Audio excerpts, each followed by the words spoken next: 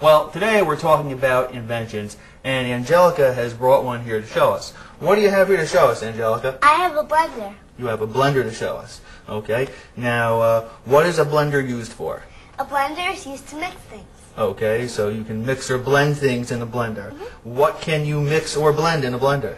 You can mix or blend apples, bananas, and oranges to make juice. So you could take the apples, the oranges, the bananas, blend them all together, and make an apple-orange-banana juice.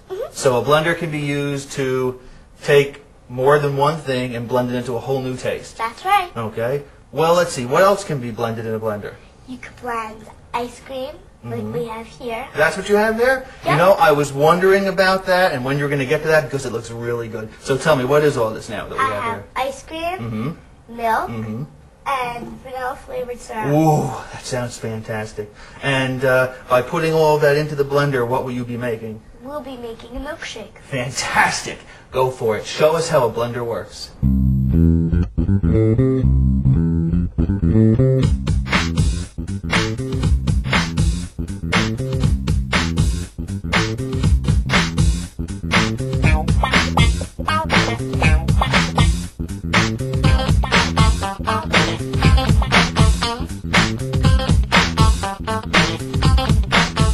And I hit stop.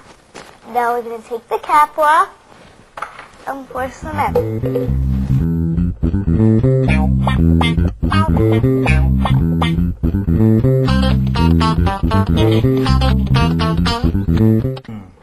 A blender is definitely an invention that makes life just a little bit better. Hi everybody, it's your Uncle Will's here. And I'm Mindy. Well, today we're talking about inventions and how they make our lives better. And one invention that makes our lives much better is a clock. Now, I just built my own very big clock right next to me here. See that back there? Okay, now, I'm not the inventor of the clock, but I bought a kit and I built the clock from that kit. But, well, it isn't working perfectly yet. What do you mean, Uncle Will? Well, these things on the clock aren't moving as they're supposed to do back here, you see? But, well, maybe they'll work. Let's just talk about the clock and see what happens. Okay, well, maybe they'll work all right. But the clock is an invention, and inventions make our lives better. Well, hopefully. Right, and a clock helps make our lives better because it helps us to keep track of time. And the way it does this is by its 3 hands. Now, I still can't find these hands on this clock here. I guess they weren't included in the kit there when I went to build the clock, but, oh well, win some, lose some. I put these things on instead. Well, no, Uncle Wills. Clocks don't have hands the way we have hands. You see these 3 things that look like pointers? Those are called hands, and they point to the numbers on the clock so that we can know what time it is. Oh, so, that's what those are, hands on a clock. Well, cool! Neat stuff there, Mindy. I think so, Uncle Wills. Maybe we should tell everyone how this invention helps us with our everyday lives. Well, sure, Uncle Wills, because clocks are pretty important. Do you know why? Why don't you just tell us, Mindy, since you were going to anyway, and, well, because I did build this clock, and also, most importantly, well, because I'm not totally sure. Oh, dear. That's okay, Uncle Wills. I'd be glad to tell everybody how they work. You see, clocks are important because they help us keep track of time. And that way we can plan our day because we do different things at different times. And the clock tells us what those times are. Oh, like when it's time to go to bed, or to eat dinner, or to watch my favorite TV show, Dust, and its wonderful uses. It's not just for sneezing, you know. Okay. But you do have the right idea, Uncle Wills. Clocks tell us what time it is so we know when to do what. Yes, I remember now. Clocks are a helpful invention because they help us keep track of time, and this way we know when it's time to do what.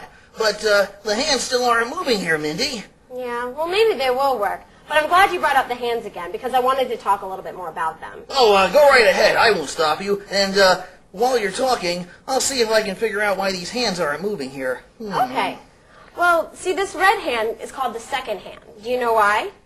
Yes, because it lost the race and it didn't come in first. It came in second. Oh, boy. No. It's called the second hand because it keeps track of the second.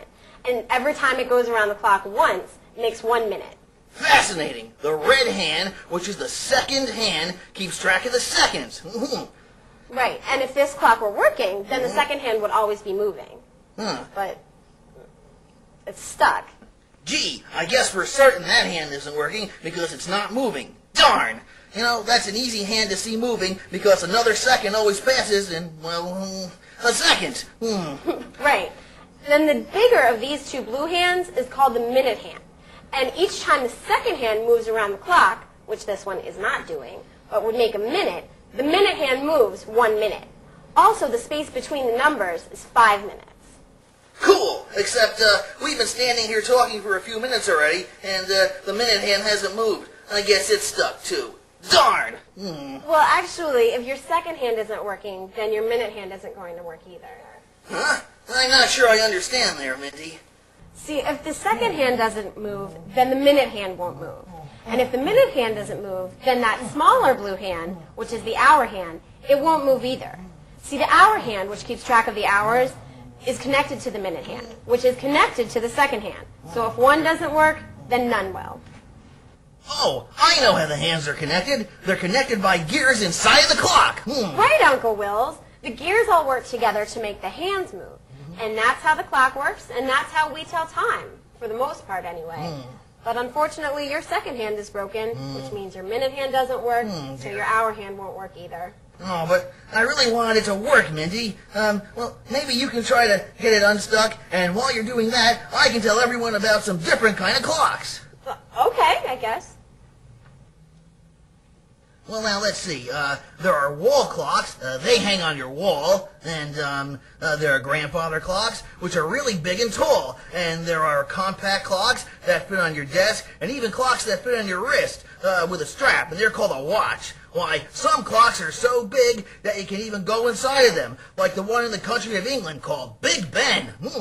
Oh, and some clocks even make a noise, like a chiming noise, or even a bong, depending on the size of the clock, at each hour and the half hour. And speaking of going inside clocks, I wish I could go inside of this one here to see what's stuck in there.